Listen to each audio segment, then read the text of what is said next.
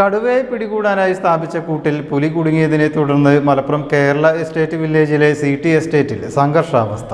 പുലിയെ എവിടേക്കാണ് കൊണ്ടുപോയി വിടുന്നതെന്ന് രേഖാമൂലം എഴുതി നൽകണമെന്ന് നാട്ടുകാർ ആവശ്യപ്പെട്ടു. കഴിഞ്ഞ 15-ന് കാളിക്കാവ് അടയ്ക്കാക്കുണ്ട് പാറശ്ശേരിയിൽ ടാപ്പിംഗ് തൊഴിലാളി ഗഫൂറിനെ കടുവ കടിച്ചു കൊന്നിരുന്നു. ഇതിനെ തുടർന്ന് വനംവകുപ്പ് സ്ഥാപിച്ച 3ാമത്തെ കൂട്ടിലാണ് പുലി കുടുങ്ങിയത്. പുലിയെ കൊണ്ടുപോകാനെത്തിയ വനംവകുപ്പിന്റെ വാഹനം നാട്ടുകാർ തടഞ്ഞു. പഞ്ചായത്തിലെ ഒരു 15 ദിവസത്തോളമായിട്ട് ഈ ഭീഷണി നിലനിൽക്കുകയാണ്. എന്തായാലും ഇപ്പോൾ കടുവരെ വെച്ച കെണിയിൽ പുലി കുടുങ്ങിയിട്ടുണ്ടെങ്കിലും എന്തായാലും ജനങ്ങളെ ആശങ്കാകുലരാണ്. പിന്നെ പരിഹാരത്തിലെ കടുവനെ പിടിക്കൽ തന്നെയാണ്. എന്തായാലും ഈ പിടിച്ച കടുവനെ എവിടെ കൊണ്ടുപോകുന്നു, എന്ത് ചെയ്യുന്നു കൃത്യമായിട്ട് ഈ നാട്ടുകാർക്കും പഞ്ചായത്തിനെ അറിയിക്കേണ്ടതുണ്ട്.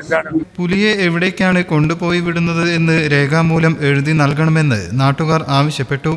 എന്നാൽ വനം വകുപ്പ് ഇതിന് തയ്യാറായില്ല. വന്യമൃഗശല്യത്തിന് ശാശ്വത പരിഹാരം കാണണമെന്ന് നാട്ടുകാർ ആവശ്യപ്പെട്ടു. ജനങ്ങളുടെ ആശങ്ക ഇപ്പോൾ പറഞ്ഞുവല്ലോ, തൊഴിലാളികൾക്ക് തൊഴിലെടുക്കാൻ പറ്റുന്നില്ല, കുട്ടികളെ സ്കൂളിൽ വിടാൻ പോലും ആളുകൾക്ക് പേടിയുള്ള ഒരു അവസ്ഥയാണ് ഇപ്പോൾ. അതുകൊണ്ട് ഇതിനൊരു ശാശ്വത പരിഹാരം എന്നത് കാട്ടിൽ നിന്ന് വന്യമൃഗങ്ങൾ നാട്ടിലെത്താതിരിക്കാനുള്ള നടപടി സ്വീകരിക്കുക എന്നതാണ്. അതിനുവേണ്ട നടപടിയാണ് അടിയന്തരമായിട്ട് ഫോറസ്റ്റ് ഡിപ്പാർട്ട്മെന്റ് ചെയ്യേണ്ടത്.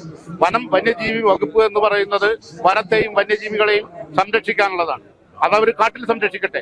നാട്ടിലേക്ക് ഇറങ്ങി ജനങ്ങളെ ബുദ്ധിമുട്ടിക്കുന്ന രീതിയിലേക്കാകരുത് വന്യജീവികൾ കൂടെ വേണ്ട എന്നാരും പറയുന്നില്ല.